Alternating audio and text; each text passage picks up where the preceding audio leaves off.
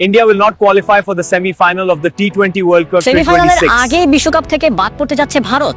সেমিফাইনালের আগে কি তবে প্যাকিং শুরু করতে হবে টিম ইন্ডিয়াকে? এবারের বিশ্বকাপে যারা তুঙ্গে আছে সেই নীল জার্সিধারীরাই কি তবে শেষ চারে ওঠার আগে টিকিট কাটবে বাড়ির? ভারতীয় ক্রিকেট ফ্যানেরা জানি এই কথা শুনে আপনাদের রক্তচাপ এখনই 200 ছাড়িয়ে গেছে। মনে মনে হয়তো আমাকে 2-4টা কথাও শুনিয়ে দিচ্ছেন, কিন্তু বস একটু থামুন। আগে বাগে আমার উপর গর্জে ওঠা দরকার নেই, কারণ এই বিস্ফোরক ভবিষ্যৎবাণী আমি করিনি, এটি করেছেন পাকিস্তানের সেই বাহাতি গতির জাদুকর মোহাম্মদ আমির। আমি নিজেও জানি 2026 টি20 বিশ্বকাপের শুরু থেকে ভারত যেভাবে প্রতিপক্ষকে নিয়ে ছিনিমিনি খেলছে, তাতে ভারত সেমিফাইনাল খেলবে না। এমন কথা শুনলে গলি থেকে রাজপথের যে কোনো ভারতীয় ভক্তের মেজাজ 7 আসমানে উঠে যাবে। তবে মোহাম্মদ আমির তো আর এমনি এমনি বলেনি, তিনি এর পেছনে দাঁড় করিয়েছেন 4টি অকাট্য এবং কিছুটা তেতো যুক্তি। আমির কি সত্যি ভারতের ভাগ্যরেখা পড়ে ফেলেছেন, নাকি স্রেফ খোঁচা দিচ্ছেন? কিন্তু ক্রিকেট অনিশ্চয়তার খেলা, আর আমির এখানে কোনো আবেগ নয়, বরং ক্রিকেটীয় যুক্তিতে ভারতকে খাদের কিনারে রেখেছেন তিনি। যাই হোক, তাহলে চলুন আমিরের সেই 4টি কারণ নিয়ে আজকের ময়না তদন্ত করা যাক। 1 নম্বরে রয়েছে লঙ্কান স্পিন ট্র্যাপ ও মিডল অর্ডারের পরীক্ষা। আমিরের প্রথম যুক্তিটি হলো শ্রীলঙ্কার পিচ এবং ভারতের স্পিন দুর্বলতা। টুর্নামেন্টের যত গড়াচ্ছে কলম্বো ও ক্যান্ডির উইকেট তত বেশি মন্থর হচ্ছে। আমির বলছেন ভারত তাদের টপ অর্ডারে ভর করে জিতলেও চরম টার্নিং উইকেটে যখন বল সাপের মতো ঘুরবে, তখন ভারতের এই power hitting batting line up তাসের ঘরের মতো ভেঙে পড়তে পারে। বিশেষ করে মিস্ট্রি স্পিনারদের বিপক্ষে ভারতের বর্তমান তরুণ মিডল অর্ডার যদি একবার চাপে পড়ে যায়, তবে সেই চাপ সামলে কামব্যাক করার মতো মানসিক শক্তি তারা এখন অর্জন করেনি। আমিরের মতে গ্রুপ পর্ব আর সুপার 8-এর মরণ বাঁচন ম্যাচের চাপের মধ্যেই আকাশ পাতাল তফাৎ। 2 নম্বরে অতি নির্ভরশীলতা ও স্টার পারফর্মারদের অফ ফর্ম। দ্বিতীয় কারণ হিসাবে আমির দেখিয়েছেন নির্দিষ্ট 2-3 জন ক্রিকেটারের উপর ভারতের অতি নির্ভরশীলতাকে।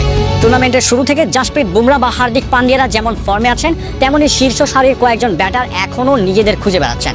আমিরের কড়া বিশ্লেষণ হলো, নকআউটের আগে ভারত যদি এমন কোনো দলের মুখোমুখি হয় যাদের বোলিং আক্রমণ বিশ্বমানের, এবং সেদিন যদি বুমরা উইকেট না পান কিংবা টপ অর্ডারে ব্যর্থ হয়, তবে ভারতের কাছে কোনো প্ল্যান বি নেই। অতিরিক্ত আত্মবিশ্বাসী ভারতের জন্য কাল হয়ে দাঁড়াতে পারে বলে আমির মনে করেন। 3 নম্বর সুপার 8-এর কঠিন গ্রুপ ও বৃষ্টির সমীকরণ। তৃতীয় যুক্তিটি আরও বেশি গাণিতিক। 2026 বিশ্বকাপের সুপার 8 ফরম্যাট এমনভাবে সাজানো হয়েছে যেখানে একটি মাত্র খারাপ দিন আপনাকে পুরো টুর্নামেন্টের থেকে ছিটকে দিতে পারে। আমির মনে করিয়ে দিয়েছেন শ্রীলঙ্কার আবহাওয়ায় বৃষ্টির একটা বড় ভূমিকা থাকে। যদি ভারতের একটি বড় ম্যাচ বৃষ্টিতে ভেসে যায় এবং কোনো ছোট দল অঘটন ঘটিয়ে ফেলে, তবে নেট রান রেটের মারপ্যাচে ভারত সেমিফাইনালের আগেই বিদায় নিতে পারে। আমিরের মতে ভারত বড় দলগুলোর বিপক্ষে জিতলেও আনপ্রেডিক্টেবল কন্ডিশনে পয়েন্ট ভাগাভাগি হলে তাদের জন্য সেমিফাইনালের পথ রুদ্ধ হয়ে যাবে। কিন্তু 4 নম্বরে বড় ম্যাচের মানসিক চাপ ও নক আউট ভীতি। সবচেয়ে বিতর্কিত এবং চতুর্থ কারণটি হলো ভারতের নক আউট ফোবিয়া।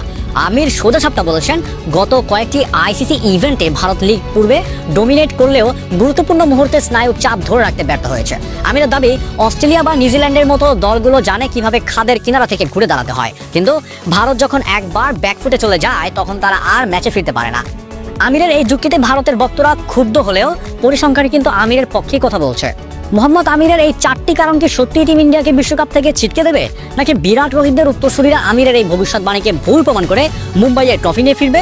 সময় এর উত্তর দেবে। তবে আমিরের এই মন্তব্য যে 2026 বিশ্বকাপের উত্তাপ কয়েক গুণ বাড়িয়ে দিয়েছে, তাতে কোনো সন্দেহ নেই।